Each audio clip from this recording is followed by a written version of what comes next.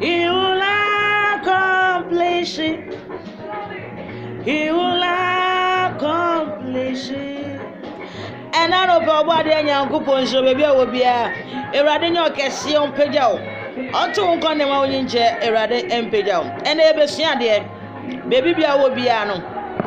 A radio sumudian count. Meeting the prophetess Apamba. Messimits Nasiana Adishia, I am the Fufro. I am Tiasia and I don't talk to it. Near the Yama son, you must know baby a Begina, near boy a bray. Ano pedan Ebesia. Me say, ye cast of Fujuma and then as of Fujuma. Software would hear me. Christonia would hear me, Obibia would hear me, and now as of Fujumano, I yet in the Mushishe, as a war, any person Kumia. I hear Jumabia, I am grody. Hallelujah. Menina Membekasa. Messi Osonia Sassi 2 million eradidia. Osonia Sassi eradidia. Enti se ujini usha dominase. Ushe obi adibom and out. Ukra ambo obi abode. Enti no onyankopon ye gidio enjindi onyame yohene. Asema no pe me no wahia ne me se asofu djuma enne. Ye ka no etesen. Ame fa nko for Bible na enko. 1 Corinthians 12 verse 4. Verse 4 down. Ekasafa adoma chade ahodo a obi awo. Enne D4 endi ne lemu. Evangelist endi ne lemu. Apostle endi ne lemu. Pastor endi ne lemu. Teacher endi ne lemu. Adentia. Every so bon some strategy or there to yentem na o ma yeni na ho. We are so far with them oni na ho. We are Christo na oni na ho. Me say obia one line. 1 Corinthians 12 verse 4 down. O kind to us obeti ase. Onyankopon de obia gift amano. Wa kire obia de onfanya na de na obi de ne de ye adwuma na mu di atana wo condemn sofo. Wo bi se won kwa na nyame afra o. Hello, hallelujah. Won kwa na nyame afra de bi adum no nyankopon de ache obi bia. O de wo de ama wo ye sofo a, wo ye preacher, preaching. We a preacher preaching. We a difu a ye difu juma. We a pastor. We evangelist a continue evangelist. Evangelism no more.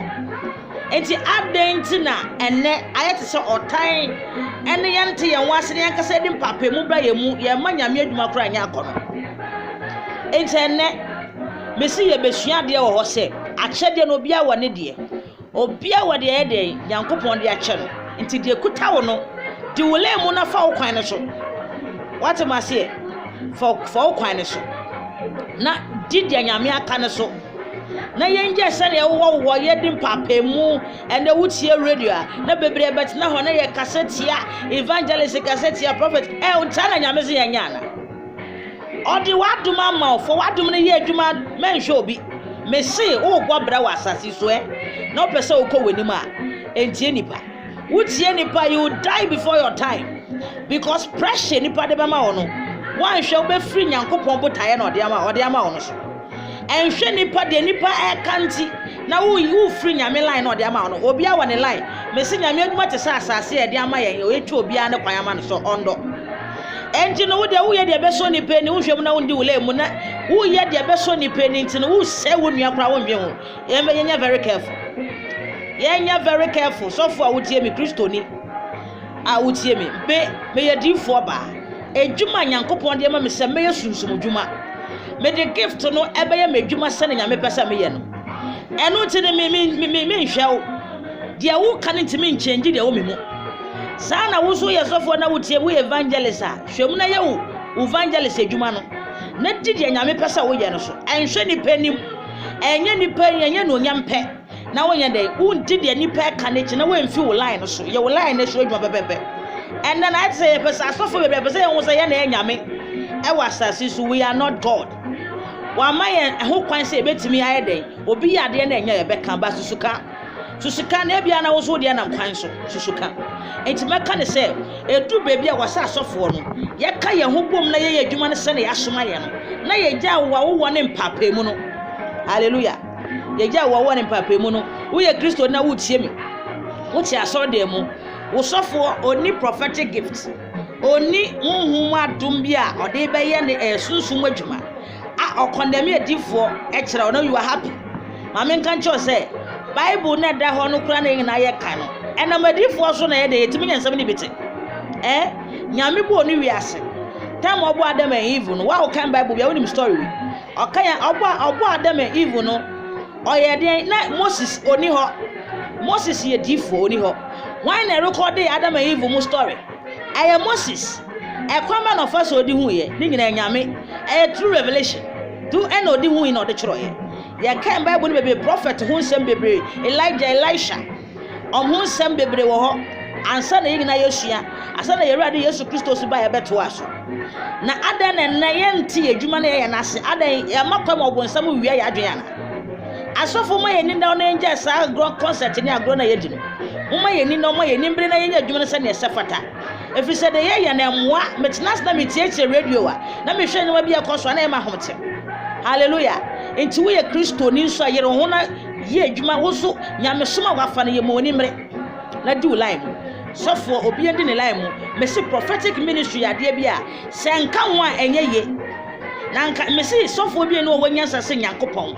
We evangelist how kon na me prophetic say yen so ye dem yam bompa wo tie radio a so wo dem na bompa ye wo bo Nyankopon ye den obetie wo hye wo dem na bompa ye nyame ye den nyame tie obi atimi hye dem bompa nyame tie no obi abetimi hye dem bompa nyame betie no nanso ade bi wo no de na wo so ye den na wo so ye say Yesu Kristo bai na o hye dem nko a e na bompa ye anka ebenya fa hodie ana Elijah and Elisha Jeremiah mu omu nyina ye omu hyedem na omu bompa ye omu bai so omu be nyame be form so age nipa nti edifo asofo edwuma se beje nipa adana ye ho sa ena no pe advice we de komo sofobia se adom no egugum obia ne de sofo bi wo no ma pam one Nyankopon wo no wuni bi wo fi sa wo ye sofo eno nti no wo be sole atia de ekuta no de oye but wuni ma pam no Numbers 12 verse 1 down.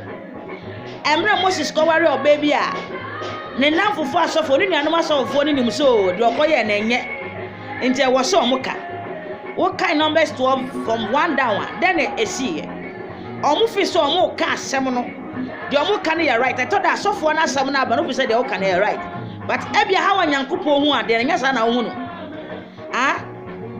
ye nipa eni hu na different from nyame ye obi won ebia wo hwe na kra na wo se we di onsem fata but no safata we rade no enu ti e be jai sa nyoma na ede ye no imagine so sofo bi on nyame wa apam a se nyame ni Abraham ko apam e wa Genesis 12:3 so obehira wo obehira no na wo mo so obedom ye na obedom wo nti if se ye ni nyame nkofo dele a awosema ye ni da ho yen ka se sofo yen huru asofo but yen fo obuo ne ani die ma asofo ebinu nya de ya right e be putu om right e be ka but wo ka hwe na wan ka ne too much ankonya no me because Numbers 12 na friends Aaron any Miriam no fi so de om ka ne ya right but om ka sa ya ma nyame sane ye because apoma na nyame ni Moses e wona different from wo mo om ka na mo so yen na e different etimi kasa so for wutie me Kristo ni me say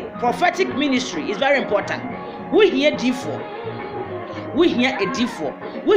abrabom we hear D4 because so when hear D4 abrabom a abrabo na wo kona nyoma bebre achiachia no nyame de D4 abase yenye adwuma se beyi ne mbefre huhumu Bible say nye ne hunam ne moja enye ne hunam ne moja ye ne ewiem atumfo na enya enti sunsum dwuma eho de me D4 enti wo ye D4 sunsum dwuma na de amo say obonsam chi obi ed no to prison nyame befa wo swakosane no that doesn't mean so for ne nyame but ye nyame adwuma na ye minister edi ginem edi me urade what ma say sana nanado the president nanado we ni minister ko be bia president na asoma no enti sana nyame soma ye ginem ma nyame enti me hre say ye nyama bi wono ma ye say ye hwe na ye jai na enkom hye hu hia ade ba beto ema wewu anabi ba beto ahye wa brabo na Nyankopon fo obi so no ka kire na wani da ho na ade na nse na wa mboka billions aka boni be na wo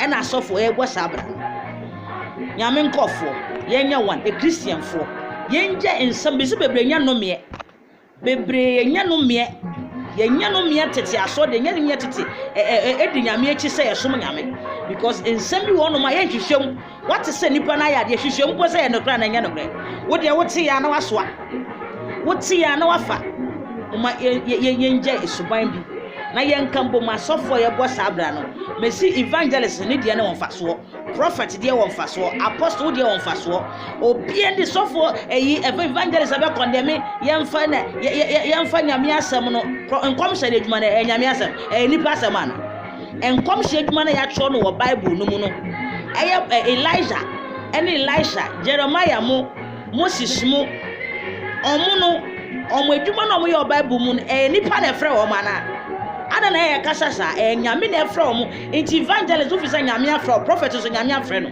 enti wo si yemfa bible no yemfa bible na yenkan na yenkɔ ne say it's not the same. Prophetic is not in the Bible, Anna. Prophetic is not outside the Bible. Even the Bible itself, you are troubled by prophetic. Enti me catch a did for say mama ye ni na ho na enja confusion and confusion ya dwen wo sofo oni gift de ye nyame oni gift oni be demonstrate nyame to me is catch a sofo say sofo pray for that grace, pray for that gift instead of condemnation. We should stop condemning ourselves because we can't judge yankasa ye ho just nyankopon enti edumbre wo say ye jai na ye baako ye jai na ye baako if we say edumbre bia e wo say de yet sinyama biase na we bia de ya brabo beto ntu ye Kristo ni a na wo hwa me sende scripture de to ya de no so a yesua ye nsam no topic no so e 1 Corinthians 12 verse 1 1 Corinthians chapter 12 verse 4 down. 1 Corinthians chapter 12 verse 4 down. Obekanya obeti ase afia samba Numbers chapter 12 verse 1 down. Asani aba Genesis 12:3. Genesis 12:3. Tnasena kan go through not the make an ase. Ewade nso nyame ado be sa to aye video no so. Nyame nyon kese be bia wo bia won saka share. Me say asem we e ho de ma Kristo wo de ma sofo wo de ma opia. Enti bo modern a subscribe wo my YouTube channel. Apamba TV, Ewade Nshira, like and share. God bless you.